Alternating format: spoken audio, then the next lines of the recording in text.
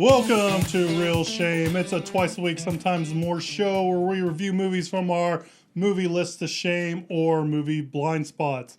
I am Adam. I'm Andy. It's Andy. So this week we're coming at you with two kinds of musicals. But before we get into that, we always like to talk about what we've been watching. So Andy, what have you been watching? Okie dokie. Well, sadly, Kelly Preston passed away. John Travolta's wife, Kelly Preston. So I decided to watch a couple of movies with Kelly Preston. So I watched what I think is her film debut. It was an excuse to watch another Charles Bronson film called 10 to Midnight from the 1980s. And honestly, she's barely in it. And she's actually credited as like Kelly something. Her last name is different. It's not Preston. Is credited in the movie. Not really a great movie, but it does have the distinction of the killer in the movie kills everyone while he's completely naked. He runs around without any clothes on in an attempt to not leave any kind of amazing physical evidence. It's honestly, it's not very good, but I love Charles Bronson movies from the 80s. Is he the even killer? When they're bad. No, Charles Bronson, he's never the killer. No, he's not the killer. He's the good guy cop that has to take down the naked killer. And then I watched another movie with Kelly Preston, a movie I had not seen in a long time, and that's Twins with Arnold Schwarzenegger and Danny DeVito. I didn't even know she's in that movie. She is actually Arnold Schwarzenegger's love interest in that movie. That movie is not nearly as funny as I remember it. It's okay, but it's... Look at me, Vincent. I drove the car on two wheels. Yeah. Well, that part's actually pretty funny, but overall, it's just an okay kind of movie. But I guess it was probably Schwarzenegger's first leading comedic sort of role. I know he had been in The Villain in the late 1970s, but I don't know that he's necessarily considered the lead in that movie. So Twins, and then of course he did like Kindergarten Cop and Jingle All the Way and stuff like that. But anyway, not as funny as I remember it. On Amazon Prime, I watched Vivarium with Jesse Eisenberg and Imogen. I don't know if she pronounces her name Imogen or Imogen Poots. You know who that is? Yeah, I love that last name. She is Jesse Eisenberg. So it's kind of like a Twilight Zone movie, but it's just not very good as far as I'm concerned. I'm a fan of less is more, but I feel like, and I think I got what the filmmakers were trying to say, because there's definitely some subtext and stuff in there, but I felt like they could have gone a little bit further with it. They didn't necessarily need to spell it out for me. I feel like I understood basically what was going on, but I just didn't think it worked overall. Although it does have a kind of a creepy vibe to it the whole time. I watched Rocketman, the biopic of Elton John. No, because I didn't like it. Kirby really likes Rocketman. I like Rocketman. I didn't. I thought it was a good review of Elton John's music, but as far as a biopic, I really didn't feel like I got to know Elton John at all. No, it's mainly songs. It's they just go from one song to the next, and every once in a while they have a little bit of acting. I just didn't care for it. A little bit of acting. On Netflix, I watched a movie that everybody's kind of talking about, or has been talking about, because we show these episodes a little bit after we film them, and that's The Old Guard with Charlize Theron. I heard that's a stinker. You heard correctly. I felt like it was a stinker. I felt like it was very boring. I've seen a lot of praise for it, though, and I'm like, what were these people watching, or what were they smoking, or both? I watched Palm Springs on Hulu with Andy Samberg. I thought that was kind of an interesting take on the whole time loop kind of deal, and I don't think that's a spoiler to say it is a time loop movie. I feel like everything I read about it before I saw the movie said it was a time loop movie. So I if I spoiled it, so did all these other people, and I apologize for that. But I thought it was pretty good. And then finally, I watched that too. Oh, okay. So actually, I think Palm Springs is my favorite movie of the year so far. Really? I really, really enjoyed Palm Springs. I thought it was really funny, and because we both like those time loop movies, because you have like Groundhog's Day, you have Happy Death Day, and stuff like that, and there's good versions of those, and I think this is another one that is in the very good camp of it. I had a lot of fun with this movie. I think it was fun, and I really liked Adam Sandberg, who I'm not really a huge fan of, but I thought he was awesome. And then Kristen Miliani, I don't know her name. is awesome. J.K. Simmons, wonderful as usual. So I want to jump on since you're talking about it. I'm a huge fan of Palm Springs, and I think this is probably going to make my top movies of the year for sure. Considering there's probably not a lot of movies coming out this year, and I was going to say it might make my top 10 movies. Not that I disliked it, but it might just make it by default, because I don't know that I'm going to see 10 movies that came out this year that I actually liked. And then finally, I saw Ford versus Ferrari. What'd you think of that? I really liked it. I thought it was good. It feels it's very like a dad movie. It doesn't feel like it doesn't feel very lofty in its ambitions, but I'm with you. I really liked the movie. I thought it was really good. I don't see it as a dad movie, but I thought it was very entertaining, and it's like 2.5 hours long. But I was definitely interested in it the whole way. I liked it. I thought it was good. So that's what I've been watching. What have you been watching? So we talked about Palm Springs. That was top of my list of the things we've been watching. And I've been watching. I watched 2 first seasons of a TV show two different TV shows. So the first TV show we watched was Kirby and I watched it was Zoe's Extraordinary Playlist. Have you heard of this? No. It stars Jane Levy, and basically the premise of the show and what happens in the pilot episode is MRI malfunctions, and now when she can hear what she calls everyone's heart songs. Okay. So the way it's played out in the show is she'll see someone, and if someone feels happy or sad, they'll express that in a musical number involving dancing and all that kind of stuff. So if someone's sad, maybe they'll sing a sad song while walking around, or we have duets where 2 people are thinking the same thing and they sing a duet and all that kind of stuff. So like time freezes in a sense. Yeah, time freezes while they're doing that, and she can kind of see it play out. I feel like they did that in an episode of Scrubs. They probably did. I think they did. So I thought the show had a lot of promise to it, but again, Kirby's not 100% agreeing with me on it. I think the musical stuff is not really fleshed out that well, like the logic behind it, quote unquote logic, the TV show logic. I feel like sometimes it's time freezes, but sometimes time doesn't freeze and all that kind of stuff, and I don't like it. But my biggest issue with this, and it's also with the next TV show, is that these shows aren't surprising at all. Like, they're towards the end of the season when Kirby and I were watching it, I was like, okay, this is going to happen. Like, I basically knew the whole season arc, pretty much halfway through it. I'm like, this is going to happen to this character, this is going to happen to this character. And that's how the show played out. Or watching an episode, I'm like, okay, this is going to happen to this character, this is going to happen to this character. There's no surprises to it. There's no innovativeness. They're not taking like a trope and flipping on its head. It's literally just like paint by numbers, but with a musical kitsch to it. And that's just frustrating. And the other show I watched was Mythic Quest, which I heard a lot of good things, and that's on Apple Plus. Okay. And that is the creators of Always Sunny in Philadelphia. So it has Charlie Day and I think his last name's McKinnon. I forgot the name guy, and he acts in it. And Mythic Quest is a TV show about game developers that are building this game, right? And I heard a lot of good things about this, and it's one of those shows that has like this episode in the middle that's a departure from everything else that is very really critically acclaimed because it's such a departure and it changes the format and it's just surprising and all that kind of stuff. Like I feel like a lot of that with Aziz Ansari's kind of show Master of None, like the second season, they kind of had that whole thing to it where the critics were talking about it. I don't like Mythic Quest. I don't think it's for me. Again, it feels very pat. Like there's nothing really surprising. It feels like every other office drama. There's no really big surprises to me. There's a couple twists and stuff, but even that just is not surprising. It just feels, again, like you have these story arcs or you have these story episodes and they're just inserting new characters, or just putting that story for their characters. You know what I mean? So it's just been kind of frustrating, and I'm glad I saw Doom Patrol and I like Doom Patrol so much, but some of these other TV shows I'm trying to watch are just feel very much the same old, same old. I've seen it in The Office. I've seen it in Parks and Rec. I've seen it on, Scrubs. I've seen it on Cheers. Like, it just feels like they're regurgitating the same storylines and same story beats for episodes that we've seen for years. What is the Zoe's Extraordinary Playlist? What is that on? Hulu. It's on Hulu? Mm-hmm. I think it was, I don't know what, I think it airs on Fox. NBC. NBC. Oh, okay. So it's being reached. Yeah. And I will say, like for Zoe's, like it seems like at the beginning they didn't have a lot of dance. It's like first it was just like, hey, I'm standing there and I'm singing, and then like towards the end of the season, these people just become like stars of So You Think You Can Dance. Yeah. And like, it's like all of a sudden, I mean, so I feel like they either have to decide like dancing or no dancing. Yeah, and I think like every number towards the end, and I really liked the show, but every number towards the end, they became professional dancers. And Adam has predicted a very interesting story arc for season 2. I cannot wait to see if it pans out. You're gonna have to remind me what I said. I will. And the other thing too with these two shows are they take place in IT companies.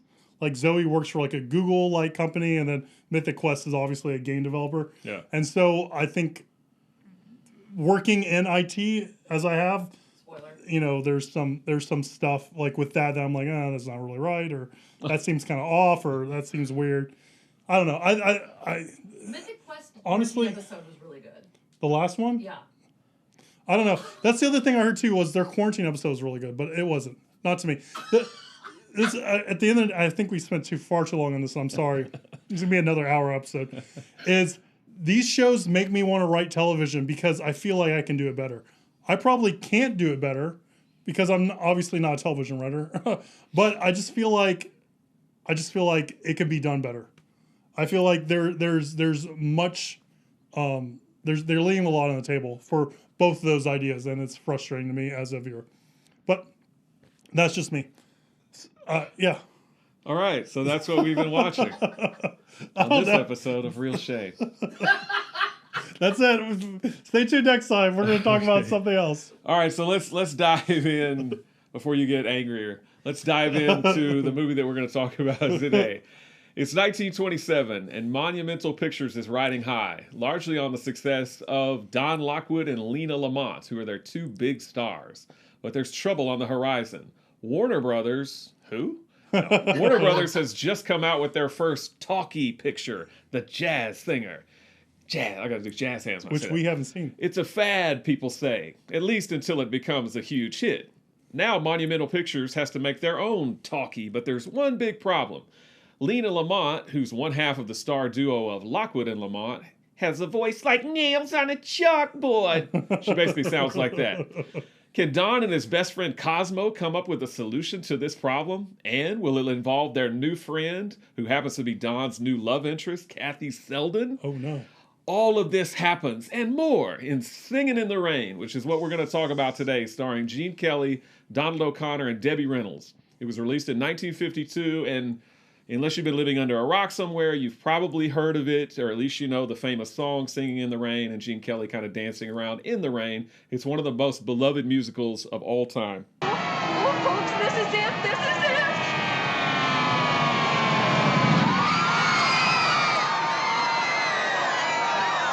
The stars of tonight's picture, those romantic lovers of the screen, Don Lockwood and Lena Lamont.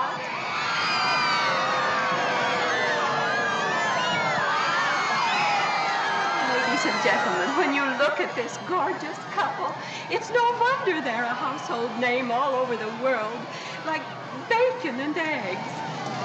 Lockwood and Lamont. Now, you can tell me confidentially, are these rumors true that wedding bells are soon to ring for you and Lena? Well, Lena and I have no statement to make at the present time. We're just good friends. You've come a long way together, Don. Won't you tell us how it all happened? Well, Lena and I have made a number of pictures together. Oh, no, Don, I want your story from the beginning. Dora, not in front of all these people.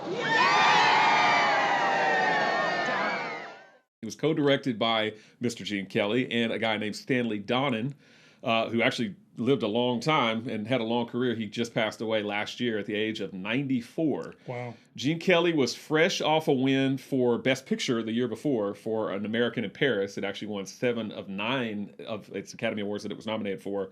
The songs are by a guy named Nacio Herb Brown and another guy named Arthur Freed. And they basically used Singin' in the Rain as an excuse to put a bunch of their songs that they had written before in Singin' in the Rain. I think there's only 2 original songs for the movie. But I know you're a musical fan. I know you like musicals. I do. And obviously Singin' in the Rain is up there as far as critical. Yep. So did it make you laugh and dance, or did it make you cry and sob? No, actually, I thought Singing in the Rain was really good. I'm not in love with Singing in the Rain, but I did enjoy it, and I thought it was really good. The one thing I noticed was singing. It's interesting what you said about the guys who wrote the music for it, because there's not a constant theme through the movie of the numbers, right? Yeah. So when you think of when I think of musicals, I think of them trying to, and actually this one might not be a musical because no one's really the formula for a musical is, you talk and talk and talk until your emotions take over and then you break out into song, right?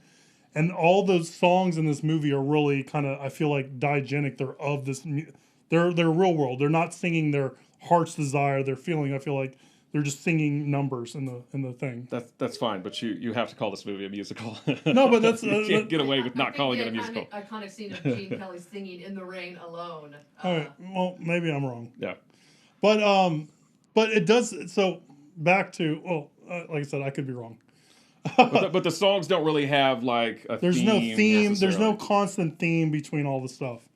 Between it. So the one thing I kind of think I've noticed with this that I feel with musicals is I feel like the songs really make or break the musical for me.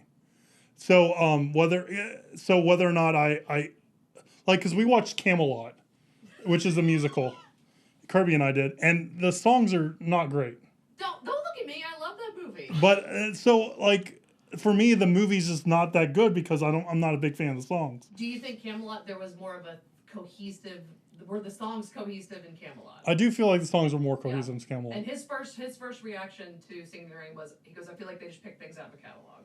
Yeah, it just feels like they just chose random numbers. Yeah. So for Singing in the Rain, even though I really like the movie, I'm not the biggest fan of the songs themselves.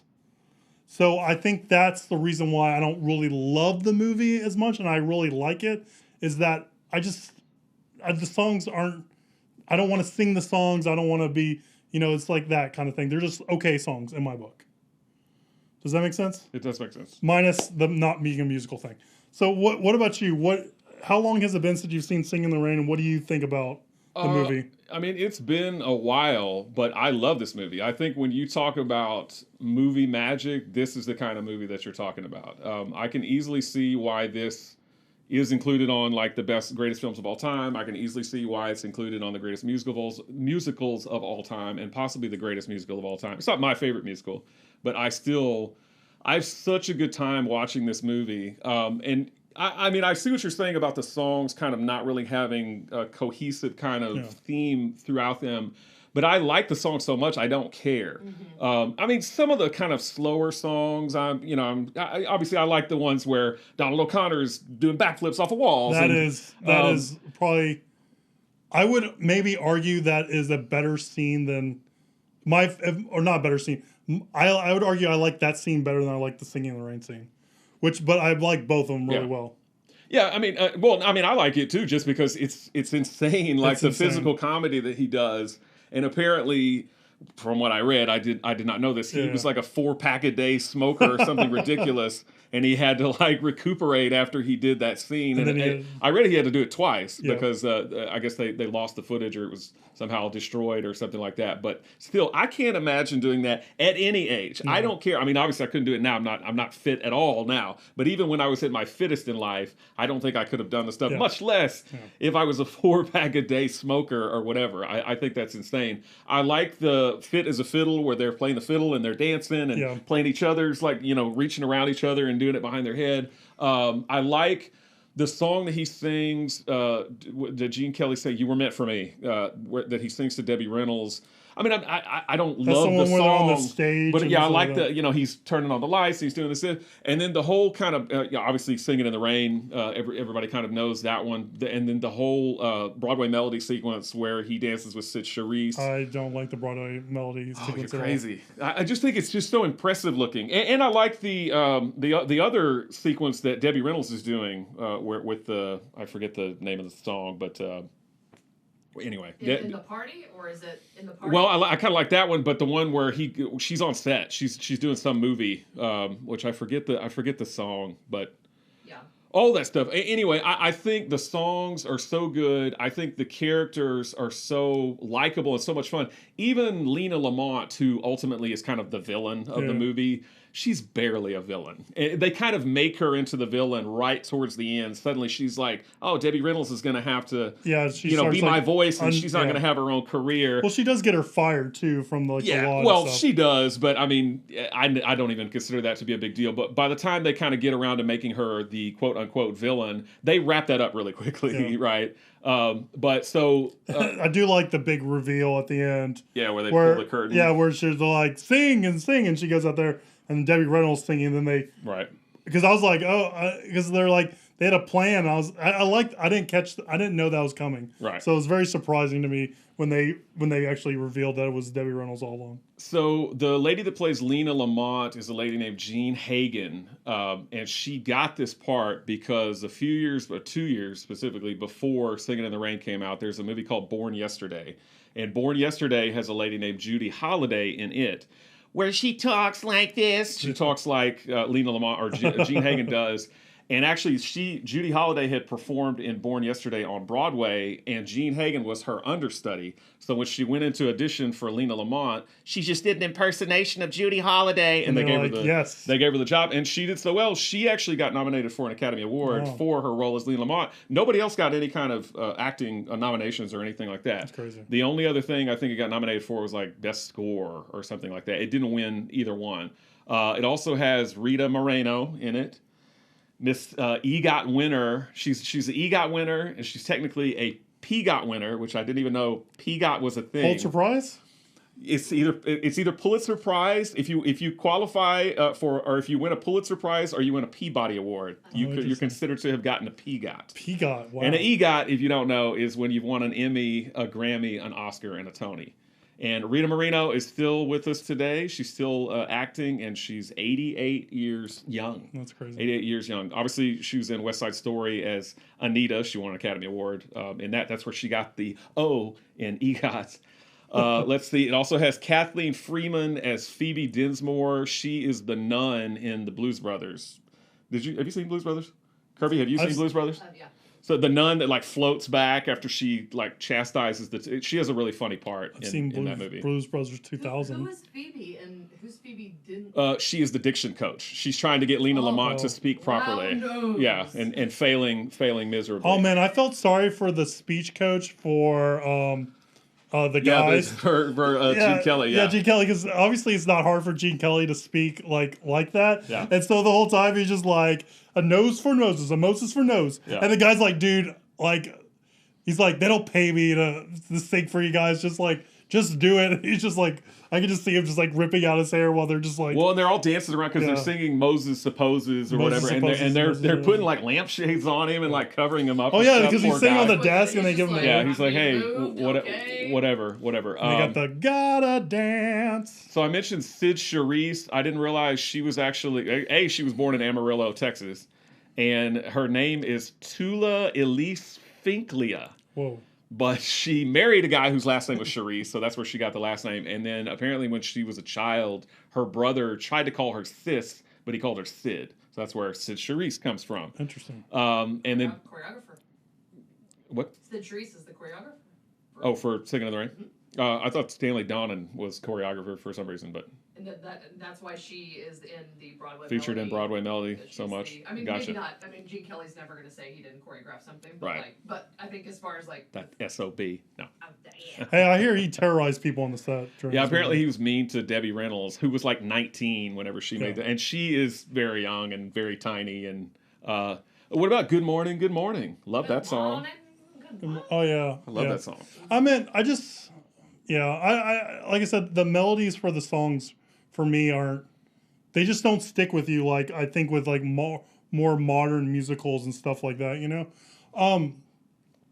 I do think like the guy who played Cosmo is just a far superior dancer to Donald O'Connor to Gene Kelly, right? But I think they're both good. I mean, they're both very capable. But I just think he kind of shines a little bit more on the musical numbers when they're dancing like together and doing the soft shoe kind of stuff. Yeah, well, I mean, obviously make him laugh. He's going crazy. Yeah.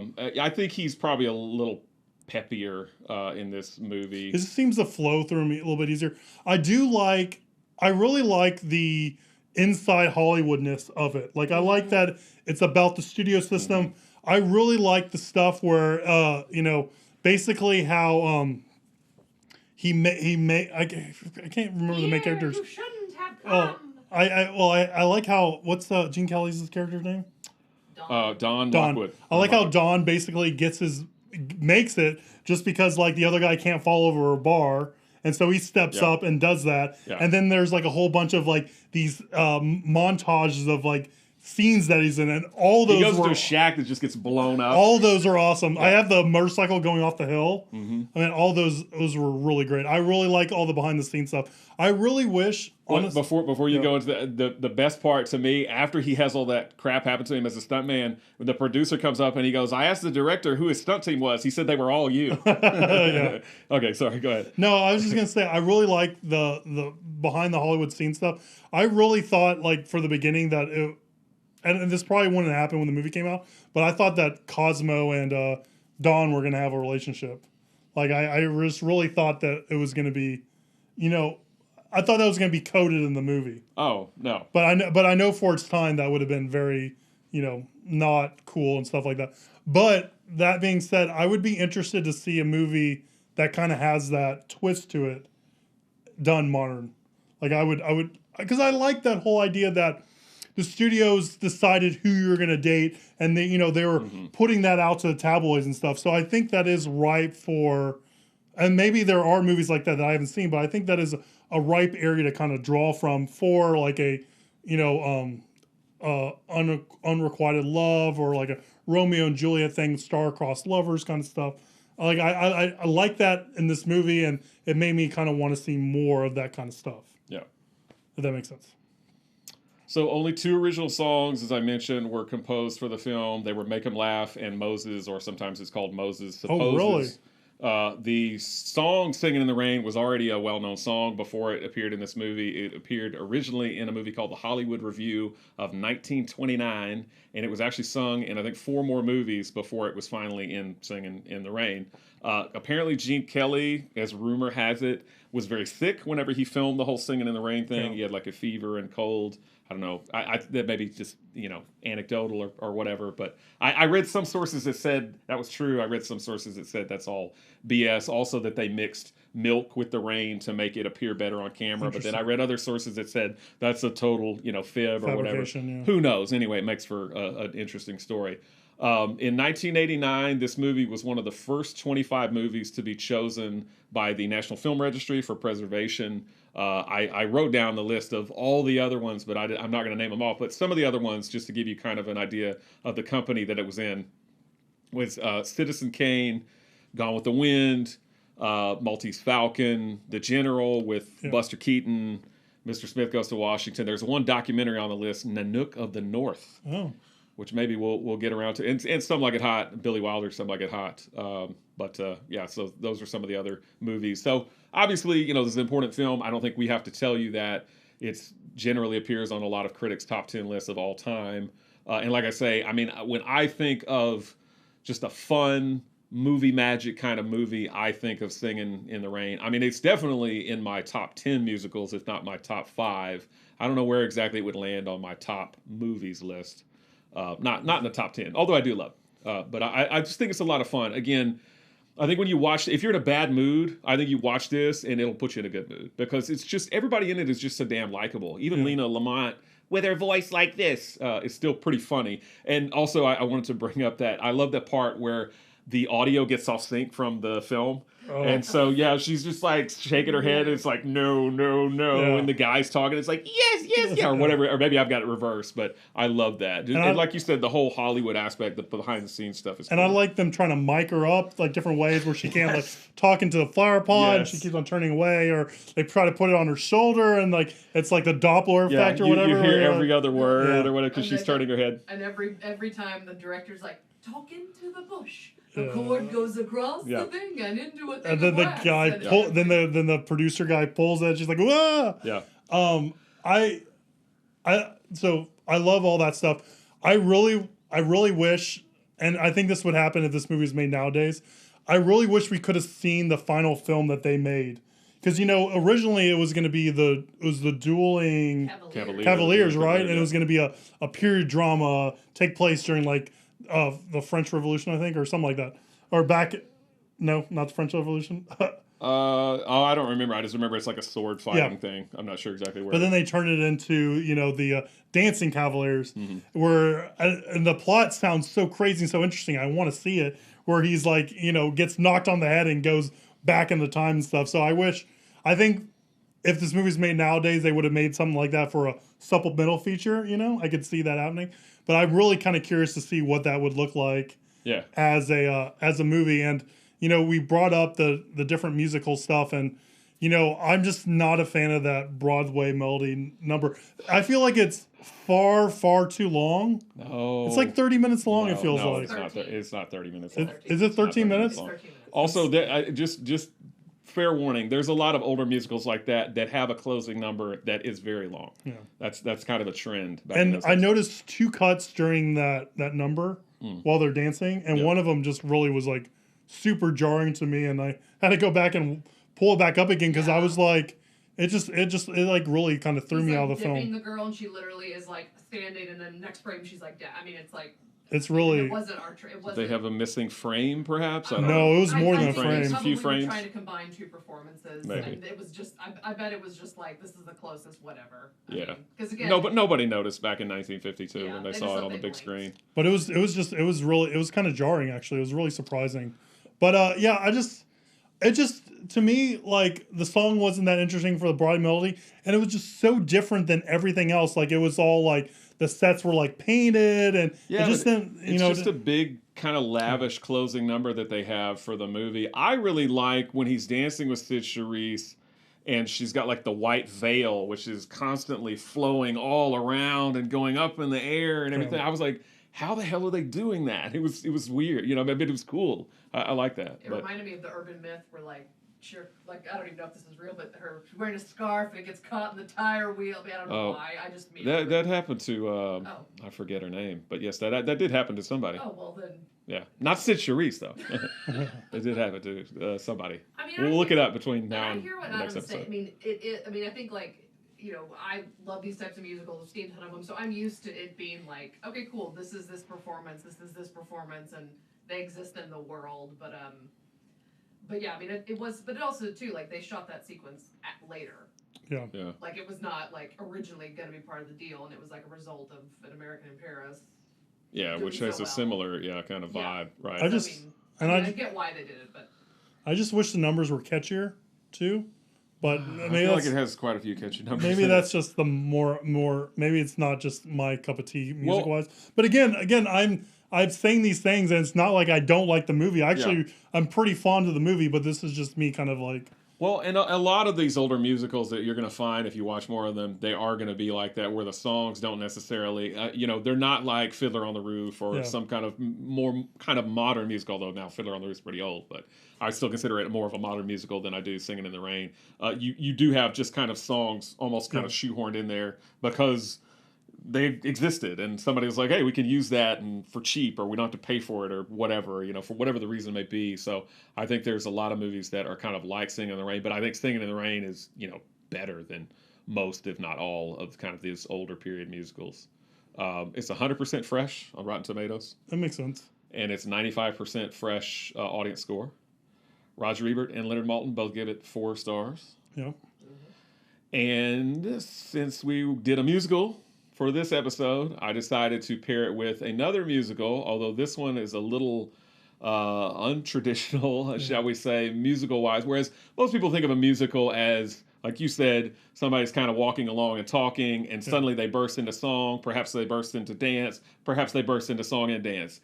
In our movie that we're going to talk about on the next episode, Le Parapluie de Cherbourg, or if you don't speak French, which I don't, it's the umbrellas of Cherbourg. So we're singing in the rain. Now we need some umbrellas if we're going to Cherbourg. But it stars the lovely Catherine Deneuve.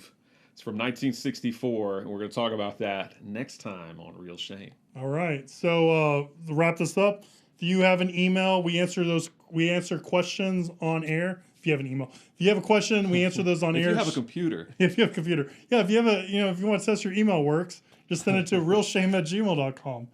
Follow us on social media, Instagram, like, share, tell your friends, comment if you're watching us on YouTube. All that stuff really does help.